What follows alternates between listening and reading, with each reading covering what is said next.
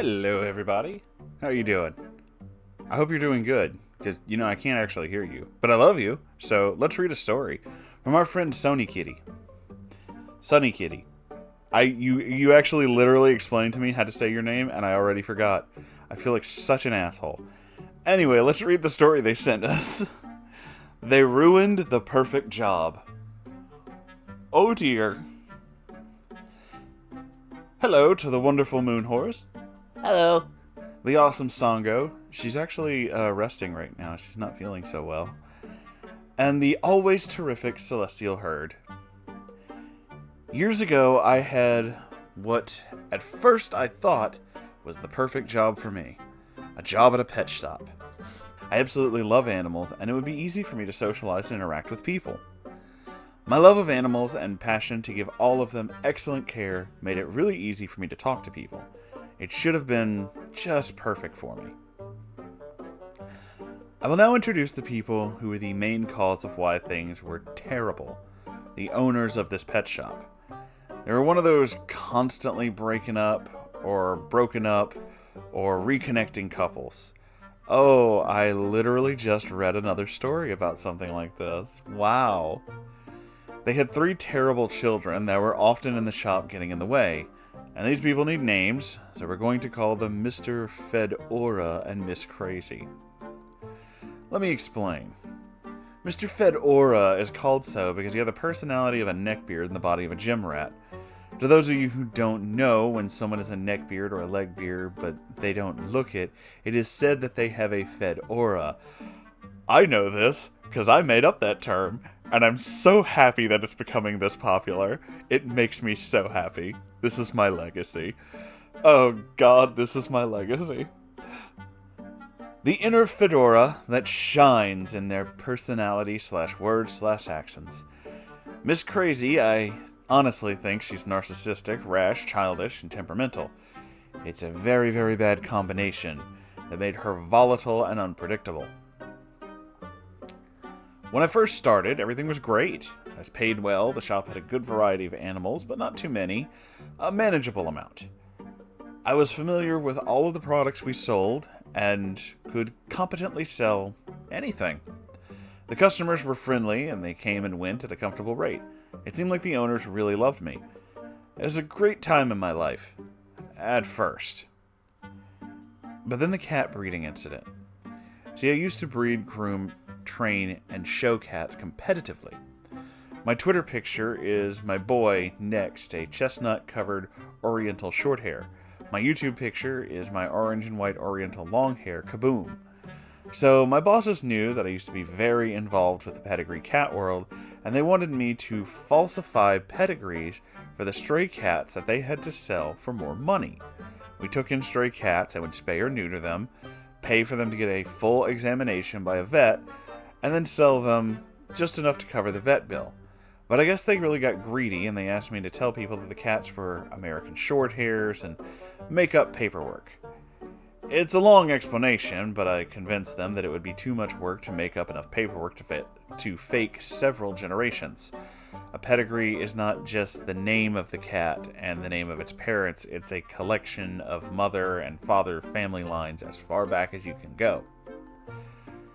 So the next thing to go wrong was Miss Crazy added a lot more animals to the shop. See, we previously only had cats, dogs, rabbits, and birds, then she added turtles, lizards, hamsters, and 1 snake, and a lot more birds. This added way more work, not only to care for all the new animals, but all the extra products now in stock, and learn talking points to sell on all of them. I struggled, but I did manage to do everything. I was the only employee, and the owners were in and out of the shop constantly. It was hectic, but it gave me confidence that I could handle anything. But Miss Crazy was not done with her extra animals, oh no. She bought a chinchilla. It was lovely, really, but it was yet another animal to care for. It was not for sale, it was a shop pet. It was her personal pet that lived in the main part of the store among the animals for sale. I had to constantly tell people it was not for sale. Seeing how popular the chinchilla was, she wanted another one to breed them. Cool. Because of her terrible personality, she botched trying to buy the chinchilla she wanted. She was looking at what is called a mosaic chinchilla. It means that it has a pattern instead of being one single color. She thought that the pictures she was sent from the breeder were not a true mosaic chinchilla and that she was somehow being tricked. So she flipped out and sent nasty messages and then did research and found out, yeah, she's wrong. She was super angry that she couldn't get what she wanted and didn't seem to realize that it was kind of her fault that she didn't get what she wanted. She dropped the chinchilla breeding idea for a while. Things go back to normal. I developed a new routine that made taking care of the animals easy, and I was even better with the customers. We sold a lot of animals, made a great amount of money from extra tips alone. Things were looking great, but of course it didn't last long. Miss Crazy goes on vacation, school is now out, so now her badass children are in the shop all day, every day. Mr. Fedora was completely incompetent at running any aspect of running a pet shop and incompetent as a father.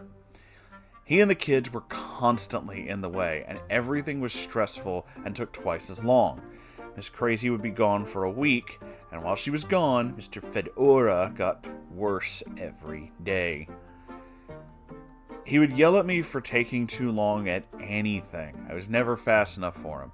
Gave bad advice that I had to follow because he's an equal owner, and by day 3 he went full fucking neckbeard. Sonny, I'm the man, and you have to ask me for help when anything big and heavy is involved, he said as I'm putting bags of bird food on shelves. He took 2 of the largest bags of food and effortlessly put them on the shelf. I truly did not know what to say. I'm stunned, and this is my boss, a modern human, and a father of 2 girls. Then a man with a very large dog came in. I served the customer by answering his questions, selling him dog food. He decided to get his dog, Barley, a bath.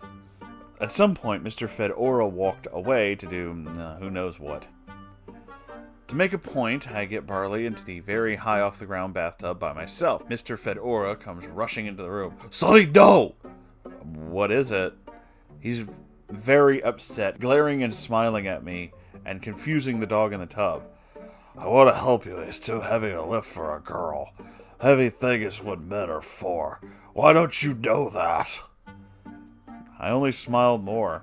He wasn't too heavy. I didn't even need to use the ramp. Normally for big dogs, you put a ramp against the tub and just have them walk up it. Well, don't just come crying to me whenever you get hurt. He says this, turns and leaves.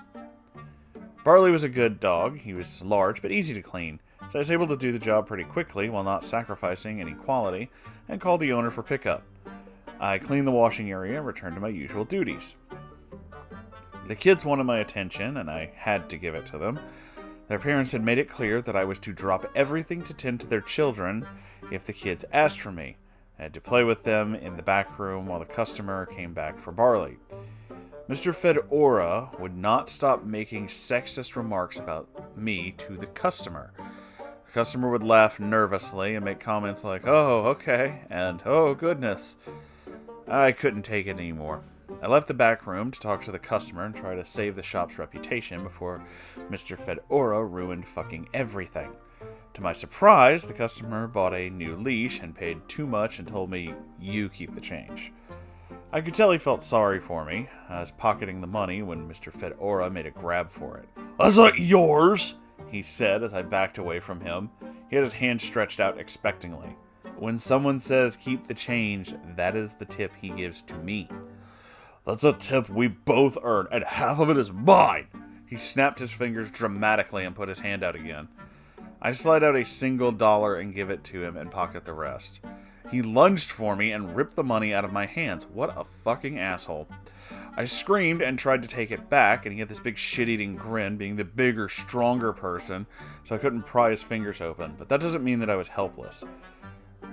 "You let me have that money or I will quit, and Miss Crazy will be so pissed off at you. Hand it over now." I extend my hand dramatically. Miss Crazy, being a total control freak, would have been extremely pissed if something big had happened without her permission. If something as important as a fire/quit employee happens, and it was his fault, she was crazy enough to do something terrible. And it would hurt their on-again, off-again relationship. He slams the money into my hand with enough force to hurt me, but I have it, so I'm happy. He walks to the back room, and I don't see him for the rest of the day. I had the next day off, but I have to come in after that. I get to the shop, 8 a.m. It's time to care for the animals before we open at 9. It really wasn't enough time. It used to be perfect when the shop had far less animals. After all the animals were cared for, it was easy to just do basic upkeep, but I often would have to open the doors to customers and still try to care for the animals at the same time. At 9:15, Mr. Fedora comes in with the kids. The children swarmed me, making demands for food and entertainment. Why didn't your father feed you, I wondered, but I suspected, being such a sexist pig, he probably thought that a female should feed them. Womanly duty, no doubt. He sounds like a real fucking winner. In the back room was a fridge, so I feed the kids and tried to be patient with them and their unreasonable demands and complaints. Mr. Fedora was watching me with a shit-eating grin as he leaned against the door. Dad, I'm so hungry. Why didn't you let me eat sooner? The middle child screamed at him when she noticed him. I eyed Mr. Fedora. Yes, why did you let your kids go hungry until you got to work?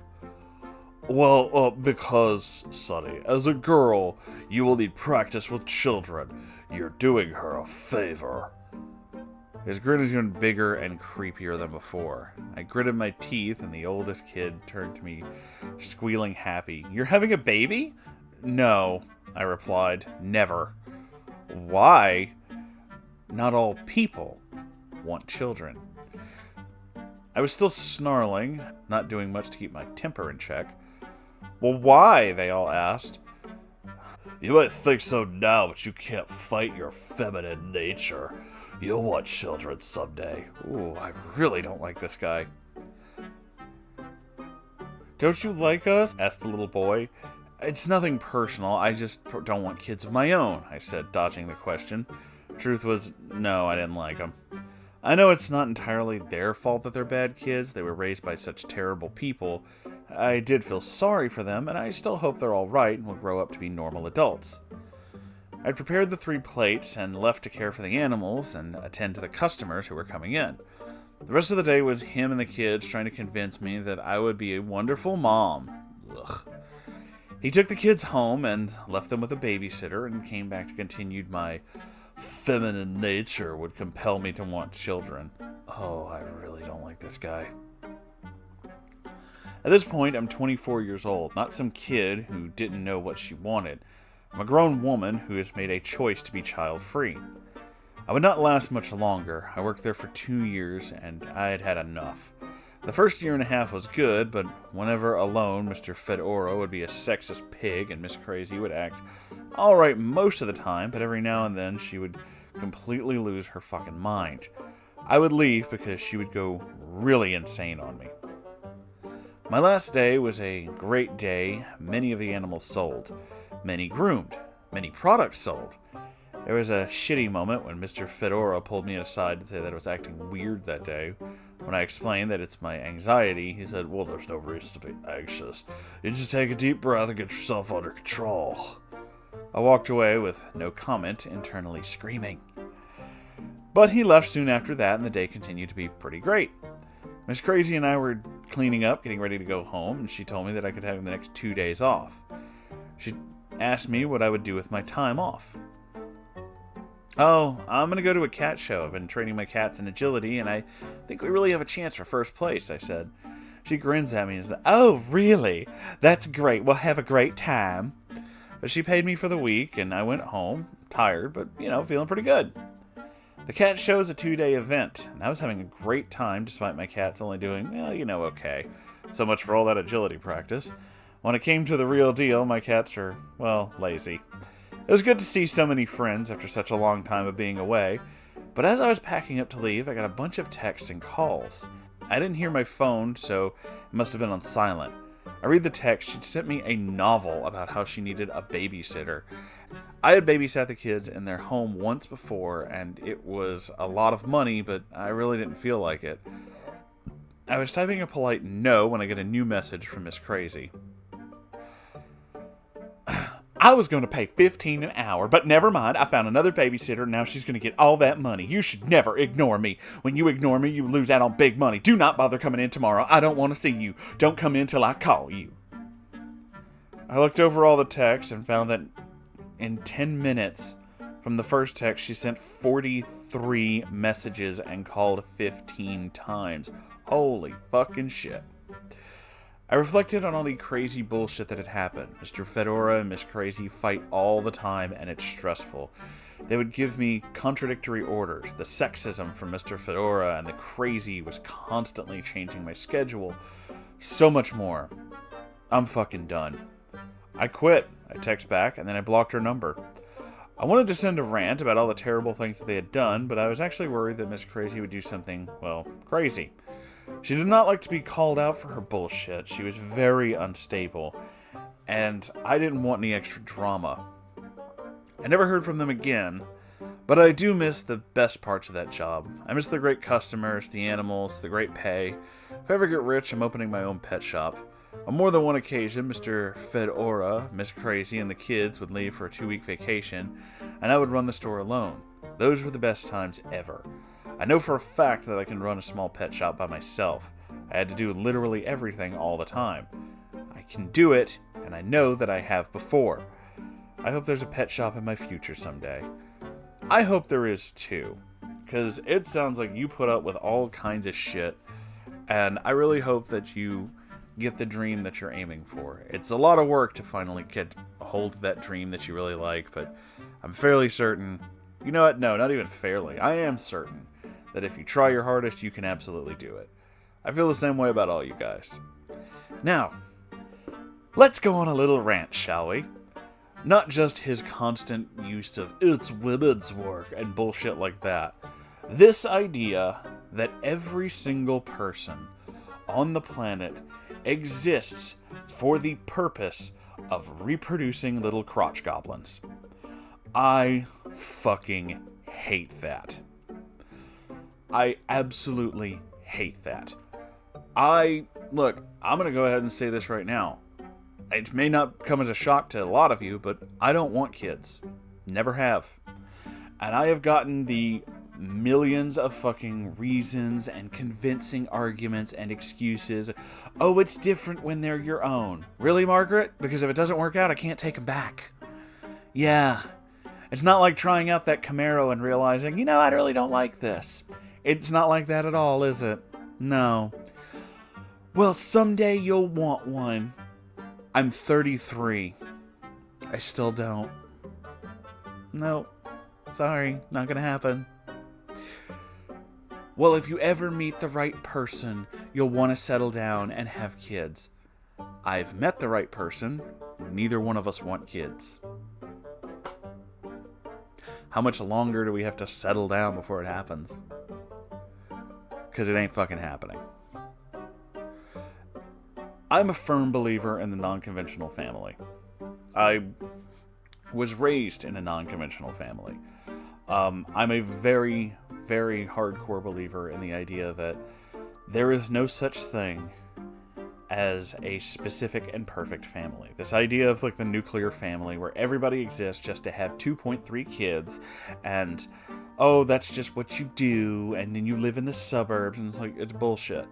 That's bullshit. These are ideals created by advertisements, you know, in the fucking 50s to make people kind of settle into this basic economy design. But it's not how reality works. And it definitely ain't how reality works now. More and more people are choosing to do whatever they want with their lives. They don't feel obligated to have children. They don't feel obligated to follow every single rule. They feel like they should have control over their own lives. And I absolutely agree with Sonny, and I really hope I'm saying your name right, that I don't want kids. And if you don't want kids, that's totally fine. And newsflash to Mr. Fedora and his bullshit, gender doesn't matter. It doesn't matter if you're a man or a woman or anything in between. Doesn't matter. Doesn't matter where you sit on the spectrum. If you don't want kids, you don't want kids. It's your fucking life. No one can make you do that. And if anybody thinks they can, if they can convince you, or, oh, we'll change your mind someday, start specifically asking them about having major organs removed. You know, how do you know you don't want to have your kidney removed? How do you know, though? You might someday. You don't know. It's different when it's your own. It is. Oh, you don't know that. Maybe if you meet the right doctor in the right hospital, you'll just decide to have that kidney removed. Do you see why this doesn't work? There are people who choose these things, and there are people who choose the opposite. That's called personal choice. It's a hard thing to fathom, apparently. But we all have it, and here we are. Personal choice is absolutely a thing, and anybody who says that, no, this is just the way things are, I don't know, a bunch of people are still wearing Crocs, and that seems like bullshit, but whatever, personal choice, even if it is the hideous shoe. The hideous shoe, not a hideous shoe, the hideous shoe, the big one. I can't stand them.